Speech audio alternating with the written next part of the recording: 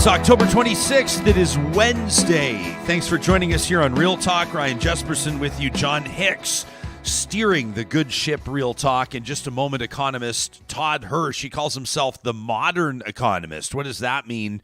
Todd's always had great insights, and I've appreciated his forward-thinking perspectives on things. Maybe that's what he's getting into with his brand. Well, Todd was who we thought of when we heard the rumblings, just like you did, that the Bank of Canada, the central bank, was going to, continue to try to tamp down, to wrestle down this high inflation with another rate hike, and that's exactly what's happened today, another 50 basis points. This is the sixth rate hike this year.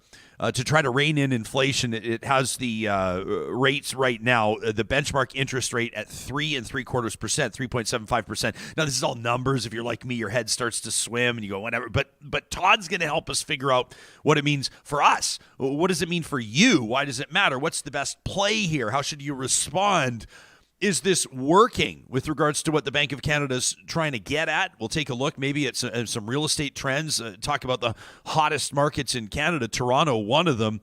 Home sales have absolutely plummeted in Toronto this year over year. And I'm going to ask Todd if that's a good thing. I guess it probably depends the perspective you're coming at it from. And then Luke LeBrun's going to join us, the editor of PressProgress. He's out of Ottawa. Luke's been covering the Emergencies Act inquiry. We talked about that today, by the way, on Seriously. Sapri Devetti and I, our weekly podcast, out every Wednesday. It's already out if you subscribe to it, and we take this on. Luke's been specifically covering the implications here with regards to police, and we're going to get into that with Luke coming up in about a half an hour's time. Plus, we'll take you out to the mountains as part of MyJasper Memories, presented by our good friends at Tourism Jasper. There's a great event coming up to honor Canadian veterans, and we're going to give you all the details you need. Every Wednesday, it's an early morning for the team here at Real Talk and at Relay, because we're getting that Seriously pod out, and that includes John Hicks, who is here. I was going to say before the sun rose, but the sun still hasn't risen, and it's 8:30 our time here. We're getting into the winter months, but I've finally converted. We've been bought this really nice drip coffee maker here for the studio several months ago, but we've moved into our new digs here, and in the common area in the hallway, they have this like fully automatic, convenient lattes, cappuccinos, fully stocked, whatever you want, and not like the and I say this respectfully and with great sentimentality, but not like the hockey arena sort of like press here for hot chocolate. Even though that's a great experience, this stuff is like you can fine tune like the beans, the goodness. size, how much of the flavor you want in it. Frappuccinos, mochachinos, vanilla lattes. I'm on my fourth latte of the morning.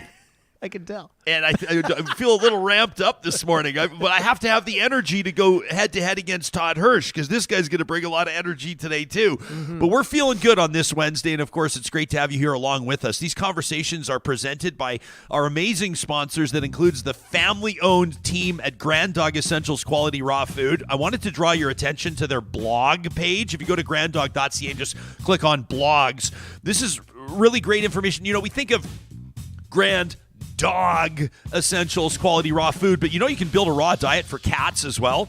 They've got a great blog post. It's just out within this last week on transition tips. And you go, okay, well, I'm not really sure. I mean, I don't really, my cat, why would I fit? Well, all animals on the planet biologically wired to eat a specific way.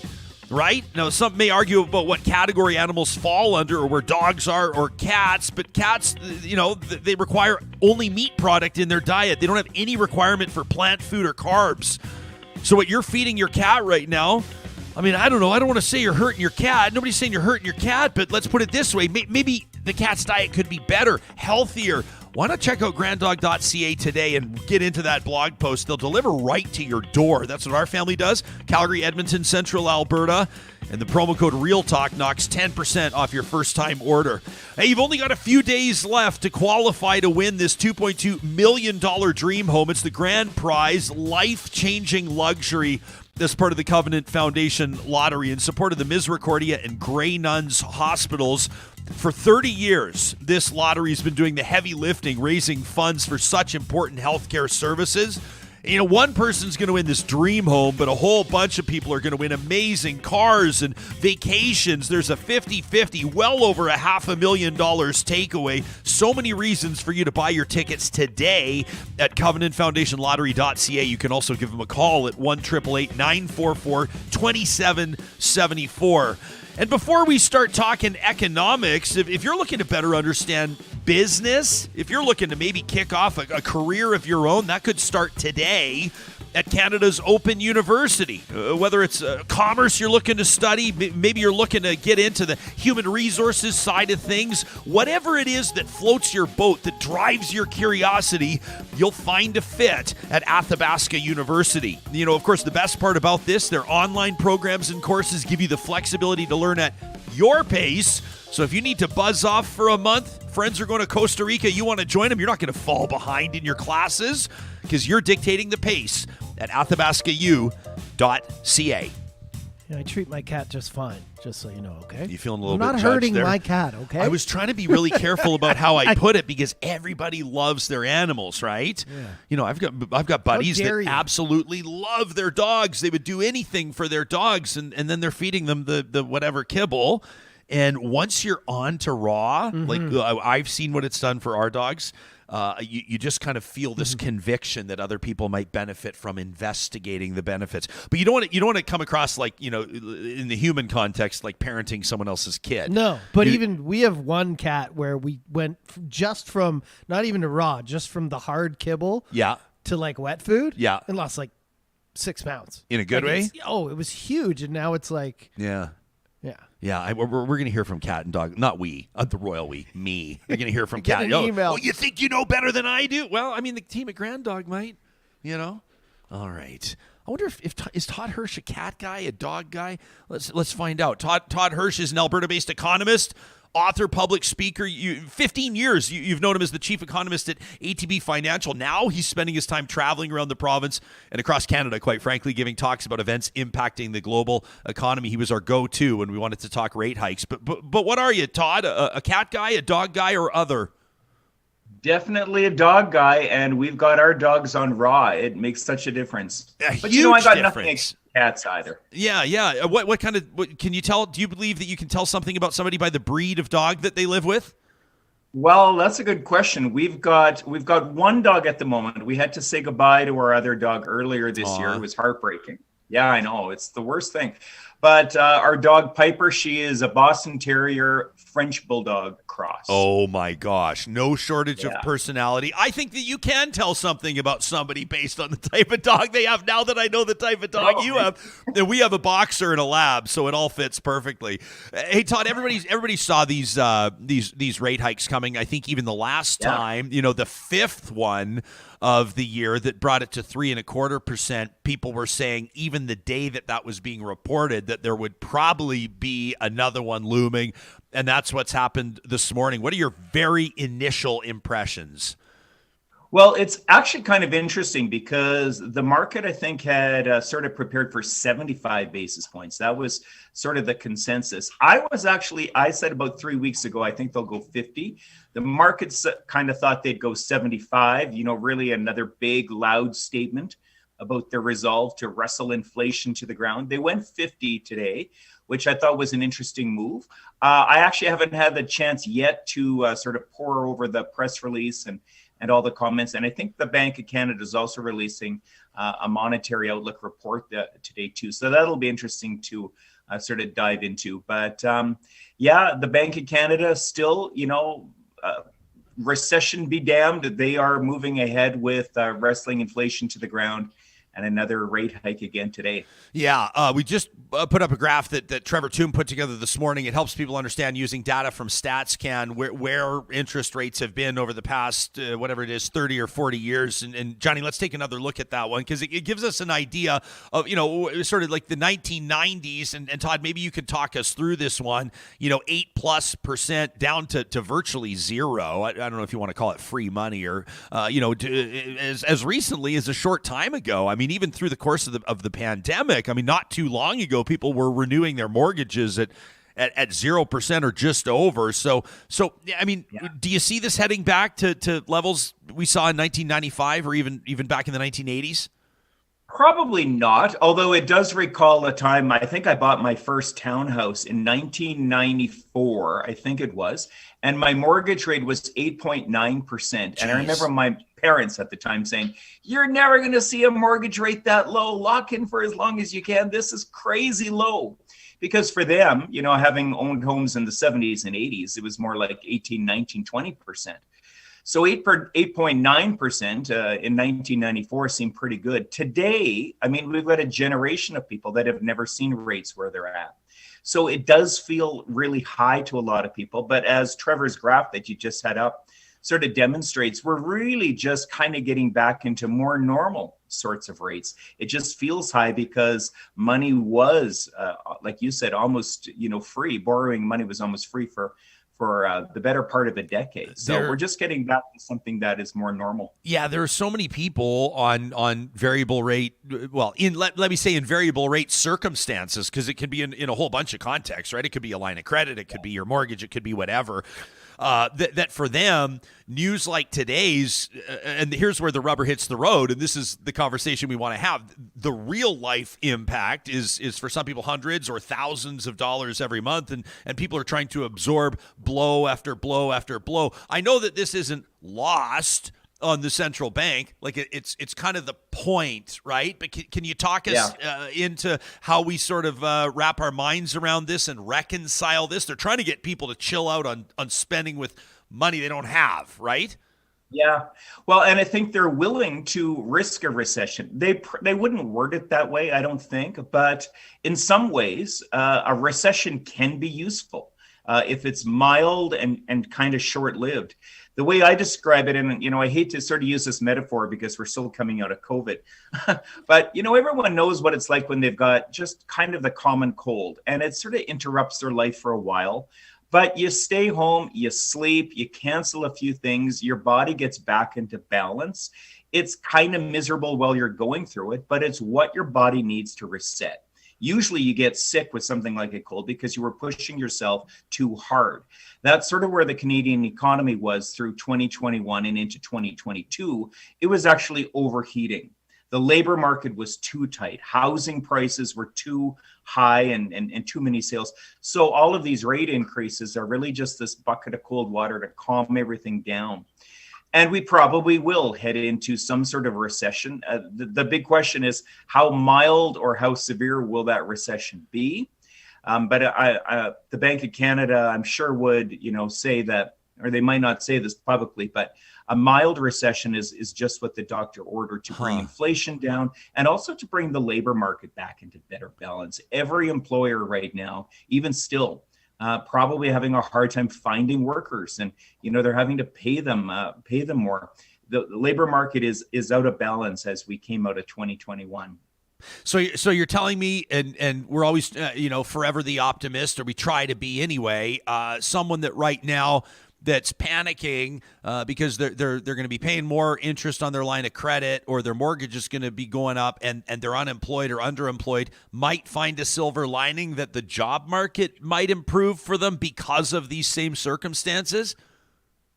Well, the job market is not going to improve for them. The job market is going to improve for employers who are, they're having a hard time finding people to take jobs. So if you're out of work now, and really it's hard to imagine, well, I shouldn't say this because I'm going to get all kinds of hate mail, but the job market right now is very hot. Employers are the ones that are struggling because they can't find workers. They can't find qualified workers.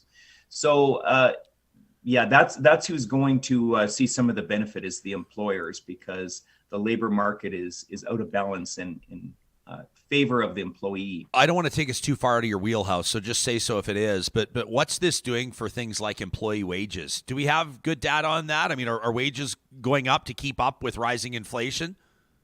Well, they are going up. They're going up actually quite sharply, but they're still nowhere close to inflation. This is part of the problem. So in wages, I don't have the numbers with me. I should have probably prepared that, but they're going up in Canada around 5%. Inflation's running closer to 7-8%. I think it was a little below 7%. But for the better part of the year of 2022, wages have been rising.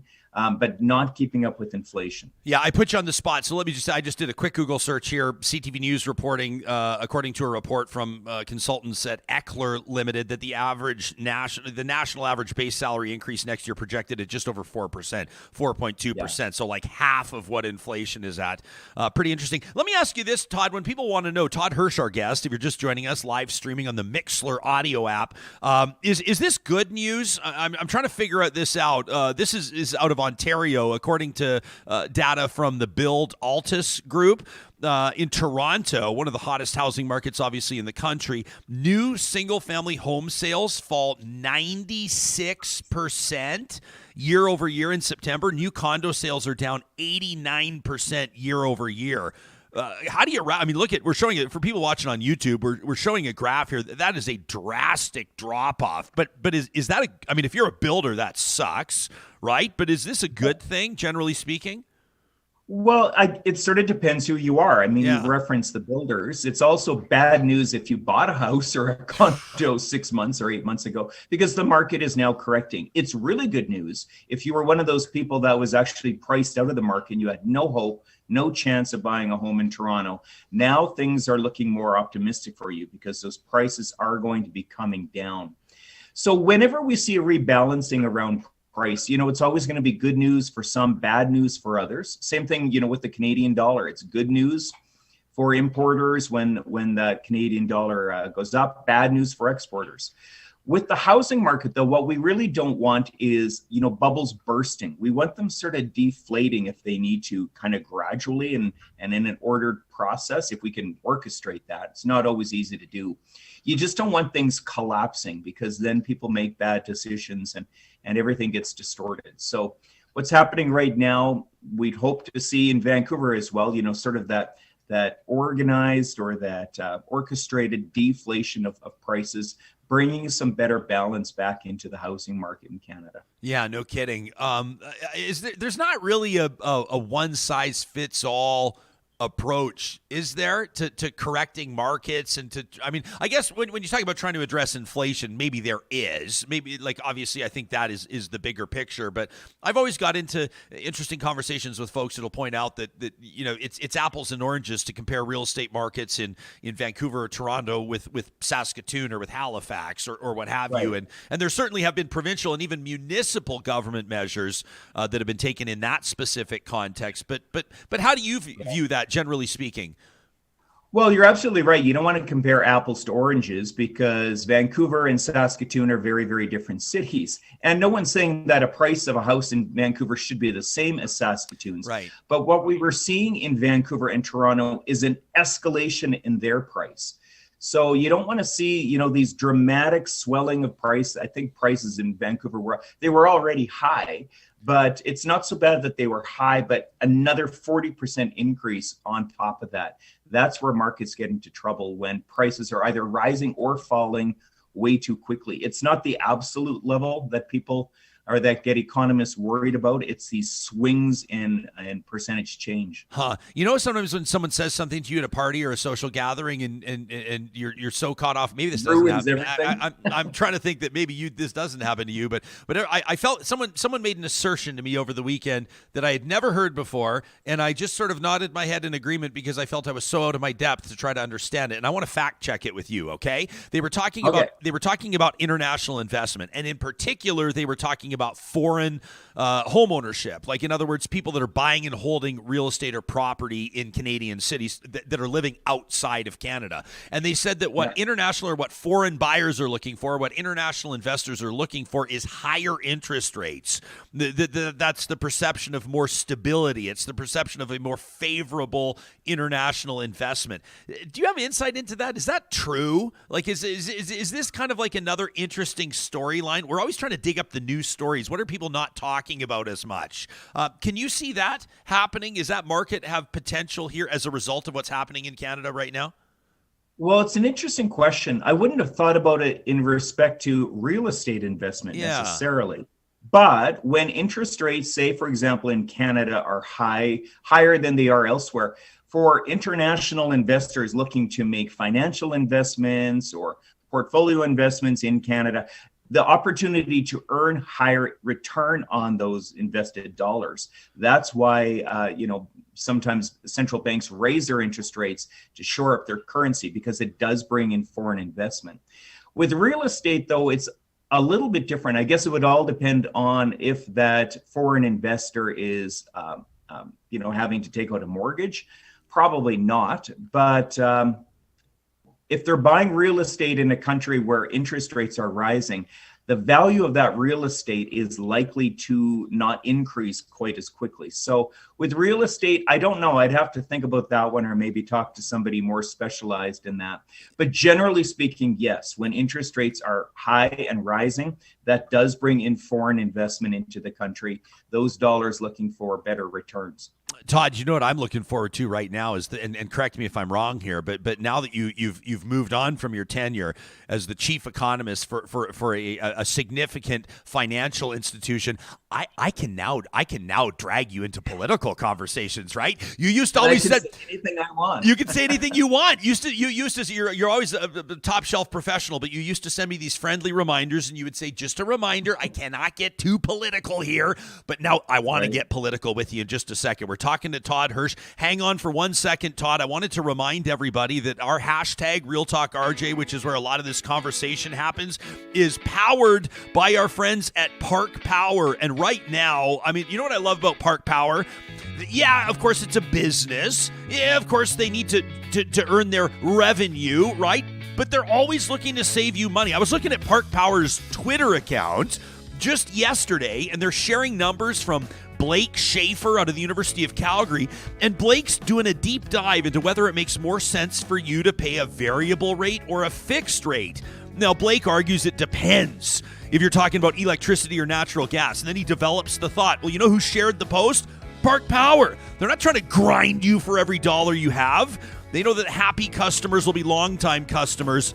Give them a follow on social media and check out their website today, parkpower.ca. The promo code 2022-RealTalk knocks $70 off your first bill from Park Power. You know, Park Power also partnering with Kubi Renewable Energy. We've told you this before. They get the solar panels up on your roof, Kubi does, and then in the summer months when you've got like more daylight than you need to power your own home, they're plugging that energy back into the grid. You don't even have batteries in your setup anymore, right? And if you're dealing with Park Power, on a side note, they're going to pay you more for your excess energy than any of the big guys.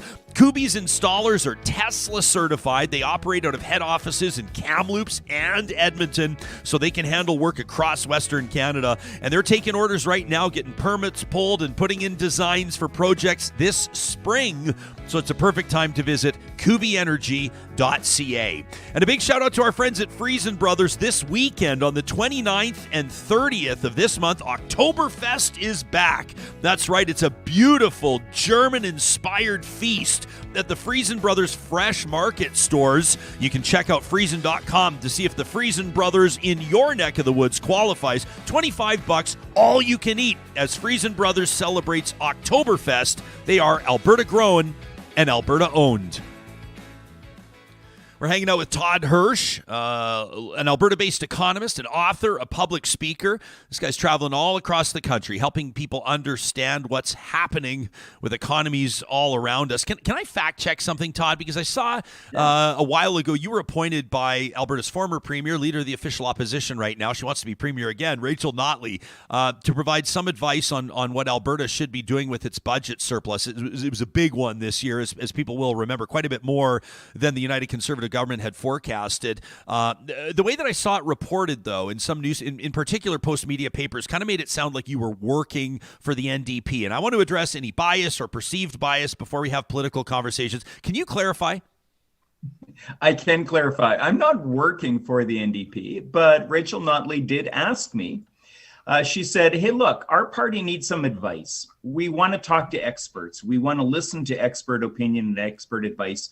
We know that we are heading into 2023, province likely looking at another surplus again. And we want some advice and recommendations about what the government, provincial government, should be doing with the surplus. So that's all she's asked me to do. It's pro bono. I'm not getting paid to do it. It's a fairly short scope of job. I'm going to produce a report for them probably by the beginning of 2023 or early into the new year. And that's it. So I know it looks like in the paper that I've taken a job as a government, or as a worker with the NDP party. I have not at all. Full respect to the NDP and Rachel Notley for reaching out and saying, hey, look, we want to listen to expert opinion. We want to listen to expert advice, and that's what they're doing. Okay, so I'm trying to get ahead of the release of your report to them. What are you going to tell them that the province should do with its surplus? What do you think?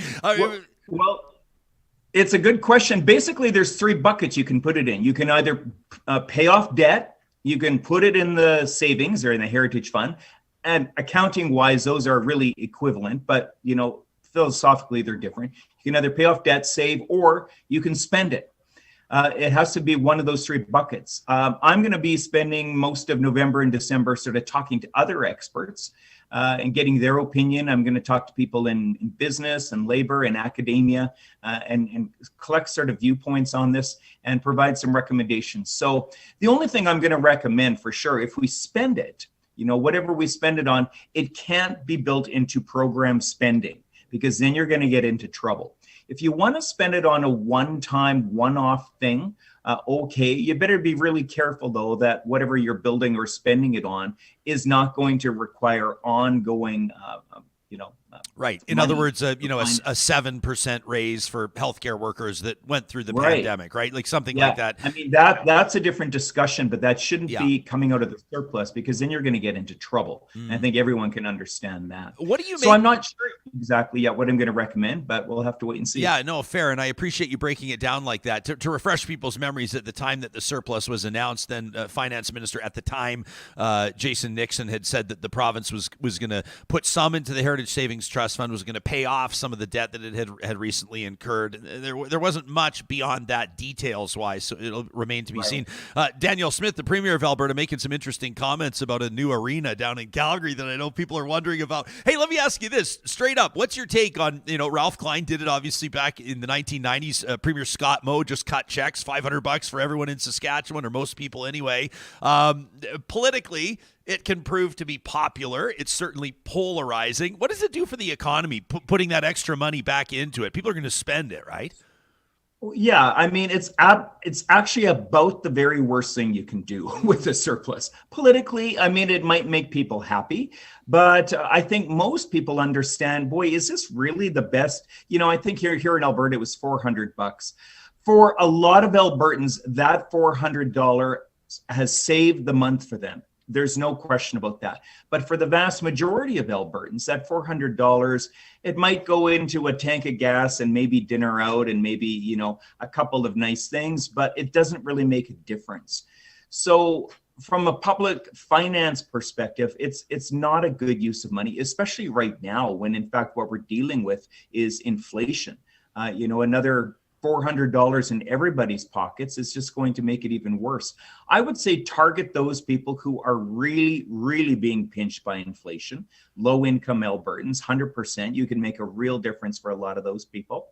But for everybody else, I don't think just more money in their pockets is the right thing to be doing right now. Can I ask you about the political climate in Alberta? It's we were joking yesterday that we've got material guaranteed on this show for at least a year, with an election coming up in May of next year, and of course a new premier at the helm and putting her own stamp on this government's priorities. We've seen what the cabinet looks like, et cetera.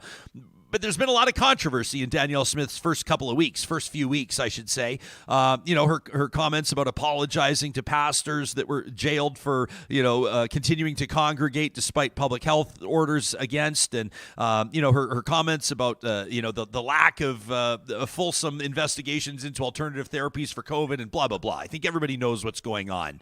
The assertion is statements like this from a provincial political leader can chase away investment, can be really bad for Alberta's bottom line. And that might be international investors that are, quite frankly, saying, what the hell? It may be, companies, corporations across Canada deciding where to put their headquarters or where to hire staff. And it could be employees or potential employees, right? Looking where they're going to live across the country, where they want to raise their kids. I mean, there's so many different levels where I think a conversation like this needs to go.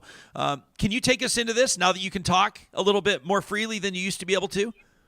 Yeah, well, you remember when BC politics used to be all wild and crazy three-ring circus, and it was really dull here in Alberta? Now all of that has shifted entirely. Yeah. And now we've got the three-ring circus.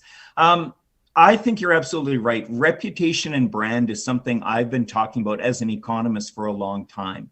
Tax rates, regulatory environment, for sure. All of that matters. But I think what we are missing sometimes is the bigger picture around reputation and brand, especially in the 2020s, when social media, when Twitter, when the 24-hour news cycle, with the one-line media caption that doesn't always give a full story. These messages travel around the world instantaneously.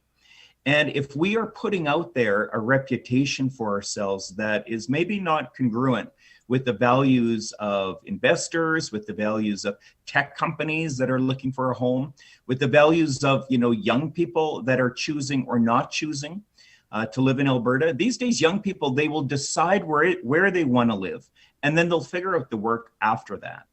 And they will pick a place where they feel the values are in line with their own personal values. So in the 2020s, we need more than ever to really pay attention. What kind of reputation and brand are we putting out there as a province? I think it matters so much. And quite frankly, I don't know if I really like what I see so far. Yeah. Let me ask you this in closing, Todd. People can learn more about what you do. They can follow you on Twitter at @TheToddHirsch, or they can check out your website, ToddHirsch.com, which looks phenomenal, by the way. You bill yourself as the modern economist, and you talk about rethinking the modern economy. We oftentimes ask guests, as we thank them for their time and wrap an interview, to give us something to think about, something to walk with, something to keep an eye on. As you help us rethink the modern economy, whether it's based out of Western Canada, the prairies, maybe across the country, what's one story that we haven't touched on yet that you're keeping an eye on that you think the rest of us should too? What's capturing your attention right now? Right now, and in fact, I've got an op-ed in the Globe and Mail coming out later today on the Bank of Canada's rate decision, but it's sort of bigger than the Bank of Canada. My piece is looking at this kind of uncoordinated effort by central banks all around the world. They're all slamming on their monetary brakes right at the moment. Could we be setting ourselves up for some sort of global financial crises in 2023? Every time there's a financial crisis, like in 2008, and you go back in time, we never ever saw it coming. But when you look back on it, it seemed obvious the imbalances that we're building. 2023 and what central banks, including the Bank of Canada, are doing now, it's the right thing to do to fight inflation, but there might be some bigger, sort of more ominous thing building here. That's what I'm watching right now. And I use a cookie sheet as my metaphor. If people like metaphors, they'll have to read my piece in the Globe and Mail today. I love it. Todd Hirsch is the modern economist. You can find him online at toddhirsch.com. Thanks so much for doing this. We really appreciate it. Thanks, Ryan. A pleasure always to be with you. Okay, my friend. And again, if you're listening to this anytime other than live, you can scroll down through our show notes, through our podcast, or of course on YouTube as well, and you can link directly to Todd's website and learn a little bit more about what he does. In just a second, Luke LeBrun joins us from PressProgress. He's been keeping a keen eye, doing some great reporting on this Emergencies Act inquiry. So we're going to figure out, what do we actually need to know? What have we taken from this? What's most significant? The majority of Canadians, I think, know the increase happening, but do we understand the implications of it? Do we understand the magnitude of an inquiry like this? Like, why does it matter, or does it? Luke's going to get into that in just a second. These conversations happen because of sponsors like our friends at Local Environmental Services. I don't have to tell you that if you've got something to get off your chest, you got a little rant that's brewing within, you want to pump it out through Real Talk's microphone. Local Environmental Services sponsoring Trash Talk every Friday here on the show. Talk at ryanjesperson.com is where you can send that in. Local Environmental Services, family-owned for more than a quarter century, operating out of Edmonton, Whitecourt, Regina, and area. They cover a lot of ground, a big footprint that's constantly growing. because they're finding more and more customers that have found a fit. Local Environmental Services is convinced that they can do better than who your current provider is, and they want to have a chance to prove it. You can request a quote, ask them a question, learn a bit more about the company's leadership on their website, localenvironmental.ca. Our friends at Eden Landscaping know, of course, as the winter months approach, fewer and fewer people think about their landscape design, right? It's covered under 2 feet of snow, but when the spring comes, if there's improvements that need to happen, you're going to want to have the benefit of a few months worth of the ball rolling behind the scenes, right? Whether it's pulling property reports or the landscape architecture side of things, Mike and his team are 12 months a year bringing outdoor spaces to life. You can check out their portfolio. Beautiful work via landscapeedmonton.ca, and of course get in touch with them there. Plus, this spring they're going to be hiring, and we're going to keep that on your radar moving forward. If you're looking for a new opportunity, it could be with Eden Landscaping. And speaking of new opportunities, we're hammering this message home over these past few months. Apex Automation is looking for you if you're a skilled professional engineer in Canada or even outside that's looking for a place that truly values what you bring to the table. Apex Automation is providing intuitive, fully autonomous solutions to industry. They're giving people back their time, opening office after office after office in places like Vancouver and Lloydminster. They're going to be moving into the States, Tampa and Houston. Why? Because they want to be close to their client sites. They want to support their clients with quick turnaround service. And of course, they're lowering their travel costs as well. They want their valued team members to be home every night, as many times as is possible with their families. It's all part of what happens when you work at Apex Automation. Well, some revelations, to say the very least, with regards to policing through that Ottawa occupation, what could have been done, what wasn't done, and how different levels of government and policing organizations were interacting or not. Luke LeBrun is the editor of PressProgress, based out of Ottawa, where he reports on federal politics. Luke's been closely following this Emergencies Act inquiry over the past couple of weeks, reporting on what we've been learning about the breakdowns that let this convoy, quite frankly, spin out of control. Luke making his Real Talk debut this morning. It's nice to see you. Thanks for doing this. Yeah, thanks for having me on, Ryan. Yeah, Luke, I guess one of the questions that people really care about, the average Canadian, is why does this all matter? Does the average Canadian understand why this matters, do you think? Right. So, just to give you some background context, especially for some of your viewers who might not be following this so closely. But first of all, the Emergencies Act, which I'm sure most people have heard about by now, but, it essentially gives authorities additional powers, in a state of an emergency to, in this case, clear an illegal assembly. It also can give the government and authorities, the power to compel businesses and financial institutions to help them end the emergency. For example, if there was an earthquake, it could, compel a grocery store to help distribute water or whatever.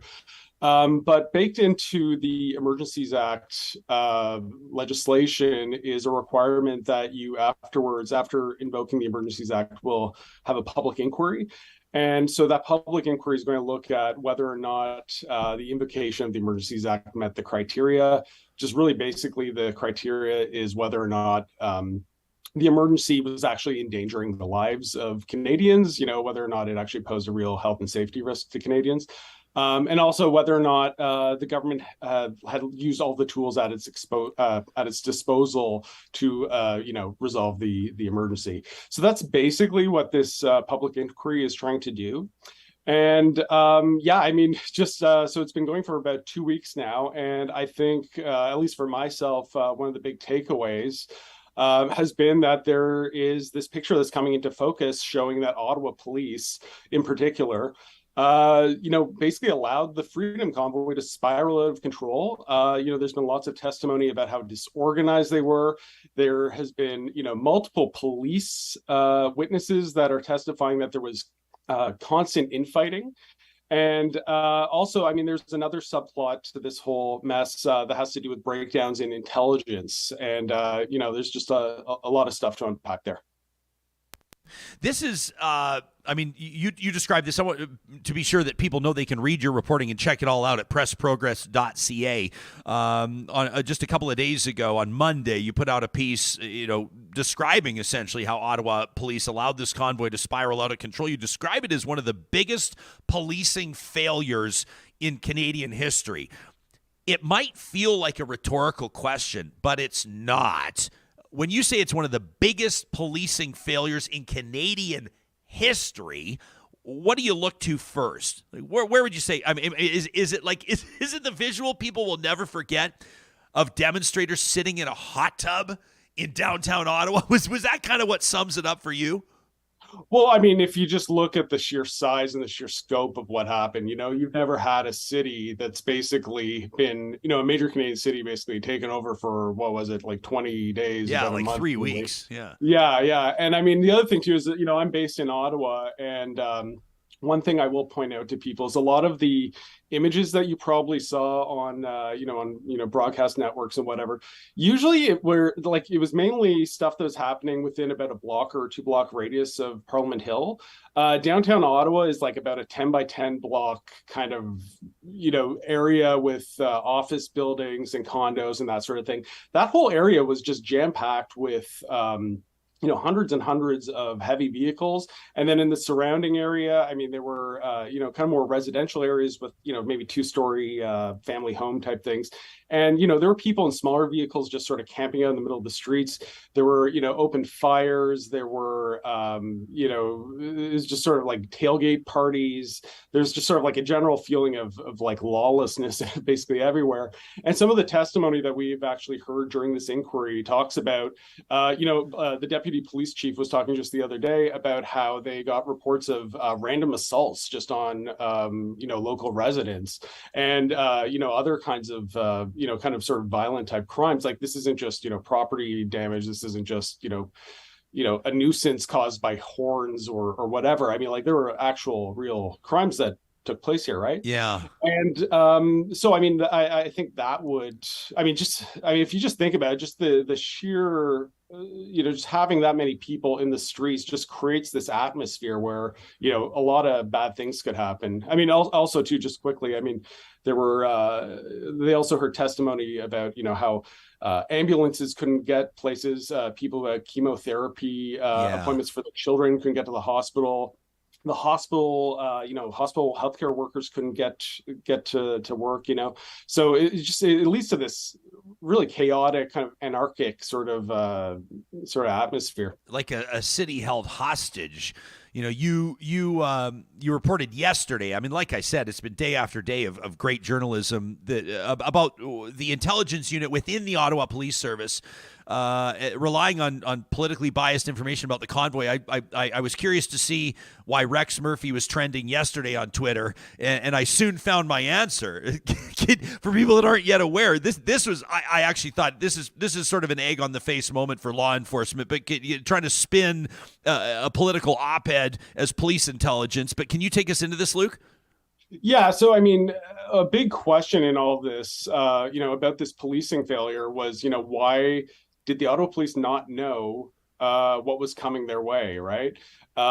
We've also seen that the OPP had been distributing these intelligence reports, and they knew that the convoy was planning to stay well beyond the first weekend. In these reports, they explicitly call the convoy a public safety threat. And, they're highlighting a bunch of pretty concerning things about extremism and the potential for violence, potential for, potentially like weapons and that kind of a thing amongst the crowd. And Ottawa police seem to be completely unaware of this intelligence that was out there. And so interestingly, yesterday, tabled as evidence was this January 25th intelligence report from Ottawa police. And if you just start reading it, it is one of the most absurd and frankly, like poorly written intelligence reports that you'll ever see. I mean, it's at some points they're expressing sympathy with basically, anti COVID-19 anti-public health kind of protests. They're mocking left-wing activists. And then they're also quoting Rex Murphy at length, as if, one of Rex Murphy's opinion columns has any bearing on intelligence in any way whatsoever. And, I showed this to Stephanie Carvin, who's a Carleton University professor and was previously a CSIS analyst, and that was, her reaction was, this is really unprofessional. And, question the value of this, question the, what does it say about the internal culture of the Ottawa police, right? Well, I mean, and you're reporting on it. I mean, rumors of an insurrection within the force, of systemic racism, which is not limited to the Ottawa police. Let's be clear about that. But I mean, essentially what's been described as like a toxic environment within that police service. Before we go any further, can I ask you this? It might be an obvious question, but do we need to be evaluating, or are you evaluating the RCMP and the Ottawa police very differently through the course of this? I mean, have there been common threads of concern or common themes, or do these need to be seen as albeit both police services or police forces, two completely separate entities here? Yeah, I mean, I think you should look at them as separate entities. At this point, we've only heard from Ottawa Police and the Ontario Provincial Police. So those two are two separate agencies. And there's some interesting dynamics there. I mean, the OPP, you can see in their testimony and their evidence and their documents that they're tabling, that they had lots of concerns about the competency and the ability of the Ottawa Police to respond to the convoy, right? It also begs questions about why the OPP didn't do more, but that's, a separate question. I mean, I've found it pretty interesting. We've had several senior officers from the Ottawa Police as well as the Ontario Provincial Police up on the stand, and you kind of get a sense of some of the internal dynamics within these police forces.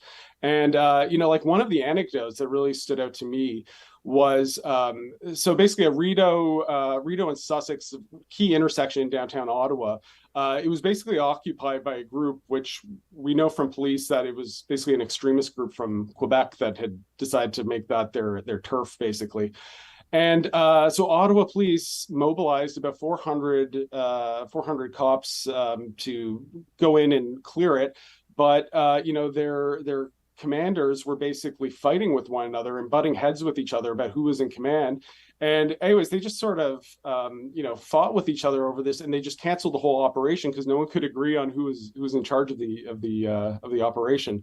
So we're getting those kinds of details, which is pretty interesting. And you see those internal dynamics within the police, within the Ottawa Police, but also other police agencies. This is probably unfair to ask you this at this point in the process, but what would you suggest might be the biggest thing to come out of all of this? I'm talking of the entire inquiry. At this point in time, I would say probably just how much of this was a policing failure that was kind of on the shoulders of Ottawa Police specifically. Obviously, once things broke down there, you have questions to ask other people, but that seems to be really where the first domino that kind of fell that sort of led everything else to spiral out of control. Yeah. Are you? I know that, and here we brought you on to ask you about policing and your coverage of this, but in your work at PressProgress, I know you've written a lot about politics, obviously, and the federal scene and all that kind of stuff. So if I take you too far out of the wheelhouse, let me know, but I don't think I'm going to. With regards to the political implications of convoy support and of support of the occupation from, in particular, conservative politicians, in particular, the leader of the official opposition, Pierre Poilievre, what do you suspect might be the longer-term impact of that support? The voters' memory is short. There's not exactly a federal election looming. On the political side of this, I mean, we could even invoke Doug Ford's name into this conversation as well in a different line. But what do you think will be the longer term impact of that support? Yeah, I think Pierre Poilievre specifically is going to wear this. He was pretty outspoken and, went out and showed support for the convoy. Also, it is, there was a conservative leadership race coming up. He's obviously had aspirations to become the leader. We saw during the leadership race that he was sort of, trying to pander to some kind of strange groups like the people that are talking about the World Economic Forum all the time. And, some of these sort of more conspiratorial groups. Also, I mean, the whole cryptocurrency thing, like, he's trying to recruit those kinds of people from those communities into his base, basically. So I guess he made a calculation that he wanted to have those people in his base, and I think he will wear that. That said, I do agree with you that people have a short attention span. I mean, with Pierre Poilievre just specifically, I remember him as he was kind of Stephen Harper's attack dog, and was often made fun of.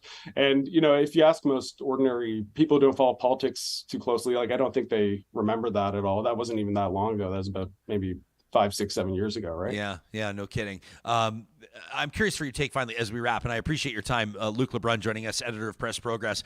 Doug Ford to this point says, well, the Premier of Ontario, I haven't been asked to testify, so I'm not going to, basically. He said he supported the federal government in invoking the Emergencies Act. He's in a bit of a pickle either way. He either appears as though he's avoiding volunteering to appear at this inquiry, or he's got to go on the record. What do you make of what's happening with Ontario's Premier, who's been, to this point, had somewhat of a Teflon coating over him through this entire thing? Yeah, I mean, it seems pretty obvious that Doug Ford, throughout this whole, all this chaos, has been trying to not get dragged into it. I think he was pretty content to just stand back and let, Justin Trudeau kind of, get dragged into it and have him sort of deal with the political ramifications. One question for me, there was this whole incident where Doug Ford's former chief of staff, Dean French, was, kind of mysteriously dispatched to go talk to the convoy organizers, and sort of worked out this, this peace accord between Jim Watson, the mayor of Ottawa, and Tamara Leach, the, one of the lead organizers of the convoy. And, there's been a lot of, Doug Ford has denied that he had anything to do with it, but it seems a little fishy that, he wouldn't have been aware of stuff like that. So it would be interesting if he ended up testifying, finding out if he was more involved or had more knowledge of some of these events than he's previously let on. Yeah, remains to be seen. Luke LeBrun, editor of PressProgress. You can find him on Twitter at @LeBrun. And, of course, you can read his work at pressprogress.ca. Keep it up, and thanks for making time for us on what I know has been a busy week for you, Luke. Yeah, thanks for having me on. Yeah, you bet. You can let us know what you think about interviews that you hear here on the show. If you appreciate the insights, you don't have to agree with the guests. If you appreciate the insights, we'd love if you'd throw us a like on YouTube, share our content when you can. If you're listening to the podcast right now on your phone, you can just scroll down, hit share, blast it out to your friends that you think might benefit from some of the insights that we bring you every weekday morning, live at 8:30 Mountain Time or later on demand. Every Wednesday, it's our absolute pleasure to take ourselves out to the mountains, metaphorically for the most part, courtesy of our friends at Tourism Jasper, a reminder of the beauty that awaits in Jasper National Park. It's MyJasper Memories. And this week, we always want to give you a bit of a heads up on special events that are coming up out in Jasper. Every November 11th, the community of Jasper, and of course the rest of the country, remembers the sacrifices that were made by veterans and that are continued to be made, people that are serving their country, right? This year, the small mountain town is expanding this special period of remembrance. So for the first 2 weeks of November, from the 4th through the 13th, Jasper is inviting veterans, their families, and everybody else to take part in the annual Veterans Appreciation Event. It's been created to show support for our military veterans. They call it Vet Fest in Jasper. It'll include events, activities, and of course, wonderful dining throughout town. A whole bunch of deals and discounts to be had. Events including beloved traditions like No Stone Left Alone. I love that initiative. Children across the country lay poppies on the grave markers of Canada's veterans. There's a coffee drop-in for veterans and first responders. There will be ceremonies to mark the National Indigenous Veterans Day and Women Veterans Appreciation Day. There's going to be a jam night at the Jasper Legion. Yeah, that's probably not going to be any fun. Hey, whoever had fun at a jam night at a Legion? Are you kidding me? They're going to be packed to the rafters in there. That's going to be amazing. The 3rd annual Jasper Legion Mess Gala Dinner. You won't want to miss that, and a whole lot more. Again, you can find all the details and deals at jaspervetfest.com. It runs November 4th through 13th in beautiful Jasper, Canada. If you're going to be out there, if you're going to be posting photos or videos on Instagram or Twitter, we would love to see them. You can hashtag MyJasper, hashtag RealTalkRJ, and you could see your highlights showing up in a future edition of MyJasper Memories right here, presented by Tourism Jasper.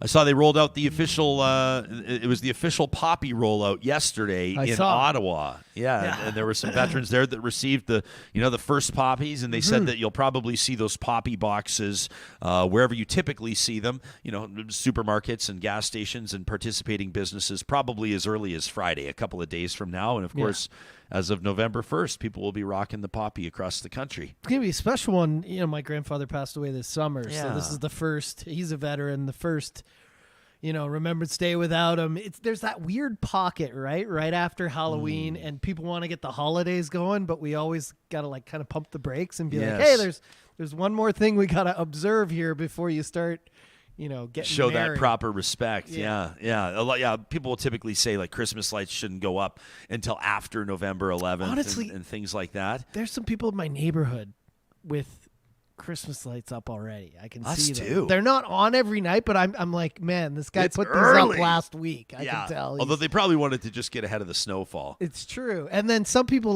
they have them up, but they've got them on orange for Halloween, and then I know they're gonna flip them to red and white in a couple weeks. That's the new era of exterior home lighting. Hey, there are a few on our house. They've had them professionally installed, permanent lights, and then they could do them like on NHL game night. If they're Oilers fans, they've got the blue and orange. They've got the Halloween colors, the Christmas colors, and then of course you can just have the nice white lights through the year. But that is next level. A lot of people do. I've got a buddy who's got the whole control rig in his garage. Is that right? Any color, make them dance, time them out. They turn on at this time. They turn on it's way out. I just buy lights, throw them up, plug them in. Yeah, that's all I ever do. Yeah, there's the whole the Clark Griswold thing from National Lampoon's Christmas Vacation, and then we've got some friends that that's they do me. Like you're describing. They'll do the set to music. It's like a show. It's a whole thing. Yeah. And then, of course, you'll have people talking on the flip side. Supriya and I get into it in today's edition, this week's edition of Seriously. You can check it out, seriouslypod.com. We're talking more about fireworks and jet fighter flyovers. You were going to transition from lights into the fireworks. Well, no, but I wasn't going to take. I was just going to say there's the argument around, and I'm not calling for canceling Christmas lights. I'm not. I'm just saying when you talk about light pollution. My brother and his wife and their two beautiful boys live in Vancouver, across the street from a place that does it up big time, and it is spectacular. But my brother tells me that at 3 a.m. when those lights are beaming through and they have blinds, but these lights just explode through and it actually impacts their quality of life. The electric bill goes up for a few months. Yeah. Although now people have LEDs, so I don't know if they and there's care even, as much. I see solar lights at Canadian Tire. They charge during the day. They're bright at night. There's a lot of different things you can do. It's hard though. Oh, do you want to talk about the fireworks? You want to get? Yeah, sure. Let's get into it. What do you think? Because I know me. I obviously I don't like the fireworks, and I know you're a big fireworks Okay, guy. So here's the deal. We won't. People are gonna let's not rep. We'll take it a different angle, but we'll let you know. So Supriya and I talk about Environment Canada put out an air quality warning, but they were saying because of Diwali fireworks. Yes. There's going to be air quality problems, and then people were like, excuse me. It was a little weird. It was a little weird that they were kind of because of people celebrating this holiday, there's going to be this quality of air quality problem. So then Environment Canada rolls out a second air quality warning minus the Diwali comment. Which is always great. A second... That's kind of like a second press release. It was kind of like a retraction, not a retraction kind of a thing. So that's what Supriya and I get into. You have to download the podcast to check out what she had to say. But we get into bigger picture conversations about fireworks. It seems to me that more and more people are kind of cracking down on fireworks. They don't know they don't love what it does. Animals, probably some dogs in particular. We I have think one dog that's skittish. Every Birds. living organism except for humans is kind of affected by fireworks. Well, they're wondering what the hell's going on. Man, I was reading so much this week ahead of Diwali, during Diwali. Like, not that I'm against celebrations of Diwali. I think what people are people just don't like the unregulated when they don't know fireworks are coming, right? We all know they're coming Canada Day. We know they're coming on Diwali and stuff like that. But I think the unregulated ones have to go. Like, people shouldn't be allowed to buy these crazy ones I see in my neighborhood, even on Canada Day. I'm like, how do people buy these Well, things? first of all, if they're blasting them off in your neighborhood, that's illegal. They're huge, and they're right across the street in a park. Like this Canada Day. Oh, maybe they have a permit if it's in a park. I don't know. Who knows? Whether that's not really the issue. It was insane. Are you like anti fireworks? I mean, I'm more of the like, I just don't think they're that great, and I know you think they're great. Like, you're always like, yeah, fireworks, and I'm like, tell me when the best fireworks you ever saw were. And I told you right away, our wedding reception. I didn't even have to think for a second. But nobody remembers. They all look the same. They're, Why do you hate fireworks? Why do you hate celebration? He hates art. He hates art. Cheese. He hates fun. But no, the big thing for me is like the animals. Like, and I'm sure farmers who are like, fuck fireworks. They scare our I don't know. I'll ask my cousins. I'm not sure if they, I don't know if they're out they don't have fireworks in their neck of the woods. They don't deal with it as much. Here's an interesting point as well in our live chat, and Brenda makes a good point. She says there are some members of our military, some veterans. I mean, we just talked about appreciating our veterans. She says that served overseas and they can experience PTSD with fireworks. Supriya and I talked a little bit about this as well. We were at the Edmonton Elks game. I'm pretty sure you were too. The official DJ of the Edmonton Elks, and they had it was Military Appreciation Night, the Canadian Forces Appreciation Night last game against the BC Lions, and they had 2 CF-18 fighter jets buzz the stadium at the end of the national anthem, and our little guy was shaken by it. He wasn't expecting it. He trust me, he has eyes of wonderment for all kinds of cool things, but this one he didn't expect, and it kind of threw him for a bit of a loop. And then I happened to see some chatter on social media after, which I actually think is a point to consider. I'm still chewing on it. It was something that, based on my position of privilege, I had not considered and would not have considered. But people making the point that scrambling fighter jets or flyovers over, in some cases, lower income neighborhoods with diverse populations that include new Canadians, immigrants, refugees, people from war-torn areas, fighter jets coming in hot and heavy under the cover of darkness could really put people in a bad place based on their personal experience. And so I don't know. I mean, like, do you say we never have flybys anymore? Do we never have fighter jets anymore? Well, no, but like you didn't know about it. I even said to you, I'm like, didn't they announce it? Like, isn't it somewhere? And you're like, no, we had no idea. Well, but you're not going to notify the entire city. You're not going to notify the entire neighborhood. Like, I guess I don't know because I come in the staff entrance and I go straight upstairs. But I get an email like 3 days before. Hey, we're doing a flyover. This is the script, whatever. Yeah. Obviously, working with the Elks. But I just assume maybe as you're coming in, there's chatter that it's going to happen. But when you told me, like, we had no idea. And then they did the second flyover. Yeah, they did back. A bonus round that is not usually happen, right? Yeah. And so of course, I get it. On the flip side, and again, I don't want to come across and say, some people have had traumatic experiences as refugees, but it's cool. Like, I don't want to be that guy. Mm-hmm. It is pretty cool, though. People love it. People love fireworks. People love fighter jets. People love all kinds of big spectacles that make a lot of noise, right? That's what it's all about. I mean, when you look at the biggest rock concerts, pyro is what sets a lot of them apart. Oh, dude, and they, like, even DJs nowadays, they're doing all that stuff indoors. Like, there's indoor pyro, fireworks, smoke, everything now, right? So, yeah. I just think you should know when it's coming. Like, maybe if you want to see fireworks, we all go somewhere to see the fireworks. But I get that like, that's what Canada Day is, and Diwali and they're trying to bring these spectacles into communities so everyone can enjoy them, right? Yeah. And whenever I think of pyro inside, I think, not to be a downer, but I think of that station, that nightclub fire killed like 100 people. You remember that? The band Great White happened in Rhode Island, I think, and it was just like, what an absolute nightmare. There was 2 summers ago, somebody did pyro at a wedding, and like 400 people indoors almost got. Nobody died, but like the whole place. it was their grand entrance too. The couple, the whole place went up. Curtains lit on fire from just a little bit of sparks. Yeah, so it's crazy. Wild. You can let us know what you think about this. Talk at ryanjesperson.com.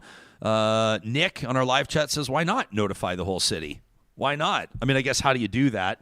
A tweet, put it on the app. Yeah, and I'm not like that. coming down on the Elks. I just of course you're not. I just assume people may have found out some way, like social media. Maybe a tweet. Hey, this is happening tonight. Pretty cool to see Rinks Around the League tuned in. You remember he was on the show before, right around the time the Hockey Canada stuff happened. It was so great to hear from him. He says typically the Air Force, the Royal Canadian Air Force, typically the military announces flybys on Twitter, which is interesting to know.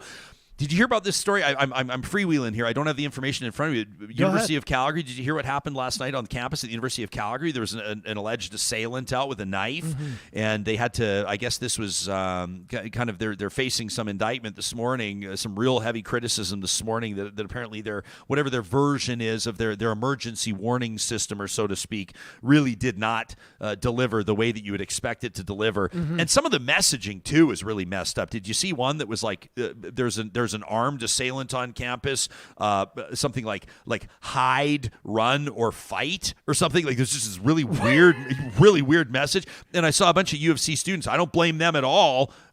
You can go check out the U of C's Twitter mentions right now. You'll see exactly what I'm talking about. One gal said, "Why in the hell am I finding out about this on Instagram?"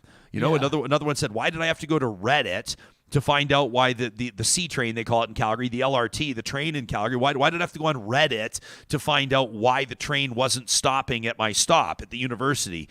So with that emergency warning system, when they needed it, apparently failed pretty badly last night. That's hide, run, or it was a weird. It was like said something run or fight, and it was like, I don't know, it was just a weird one. And I didn't mean to laugh. It was a serious situation, but it's like yeah. It's like a Game of Thrones. I feel like maybe there's a University of Calgary student that's going to hear this today and can maybe send us your insights. Or maybe someone else has experience along these lines administering that type of thing. You never realize if a system's going to fail until you desperately need it, and then it fails, and then you go, well, geez, right? Like the UFC saying, like they were saying, this is not a drill. Like this is an active situation. This is not a drill. Dude, we should just hire social media coordinators to run these things. Because even as long as they do a good job, like the weather, as long as they do a good job, I think the Adidas, the Weight Watchers social media coordinators getting a raise today. You see that? This is the tweet of the week. Can we show it? This is the tweet of the week. Do you have it? Do you have it handy? I don't have it handy. But it's just basically Weight Watchers from their official verified account, like the Weight Watchers account, congratulating Adidas on shedding 163 pounds yesterday. Good for Kanye for being that trim. Kanye's 163. Yeah, that's wow. But I thought, that tweet has, like, last I checked, like hundreds of thousands of engagements on it. You figure that whoever the social media professional is that came up with that one, that was pretty slick. That was pretty good. I wonder if they get bonuses for stuff like that. You would think. Ding. You're going to have it written in. This is the new era, right? Digital marketing, digital media, new media. 100%. Maybe social media managers will have it written into their contracts. Like, if anything I put out there gets 1 million likes, I get $100,000. Yes. Bonus. Yes. Yeah, there you go. There you go. Hey, these conversations happen because of great friends of the show, like our teams at St. Albert and Sherwood Dodge. They want to let you know that they've got an all-out clear-out sales event on right now. You can check out the details online or go see them in store, but it ends October 31st. You got 5 days. Select owners can get up to $6,500 in cash discounts on most models, including the Ram 1500. You can search whatever that perfect vehicle would be for you online, the inventory, new and used. Of course, you can even check out what you'd be approved for, pre-approved, financing-wise, and of course, make contact with their parts and service departments as well at Sherwood and St. Albert Dodge. And our friends at the Dairy Queens of Northwest Edmonton and Sherwood Park, I know, I talk a lot about blizzards, but they're about a whole lot more than that. Yeah, they do have their fall blizzard lineup out right now, including the pumpkin pie blizzard that I have to say at least one time a day, just so you can see the stars in my eyes. But don't forget about the signature stack burger combos as well, including my personal favorite, the loaded steakhouse stacker with a nice big onion ring on top. They've got the best chicken in the league, And of course, great stuff for kids and those on a budget as well, like the 2 for $6 super snack options. You can learn more about these or just hammer them down at the Dairy Queens in Palisades, Nemeo, Newcastle, Westmount, and Baseline Road. Real Talkers, that's it for today's show. We appreciate you joining us. And like we said, we want to say it one more time. Without you, this show is nothing. To every single one of you that supports us on Patreon, thank you for that. It allows us to continue to grow the depth of what we're doing. For those of you that subscribe to our channels, who like it, who rate our podcast and leave a review, our forever gratitude. That's really big for us. Most importantly, tell your family and friends you heard about it on Real Talk. We'll see you soon.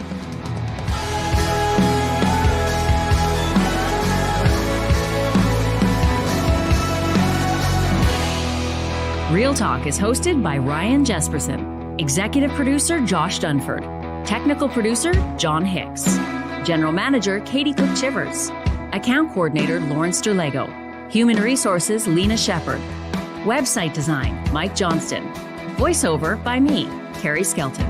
Real Talk's editorial board is Supriya Dwivedi, Ahmed Ali, Brandy Morin, Ann Castleman, Corey Hogan, Harmon Candola, Catherine O'Neill, and Chris Henderson.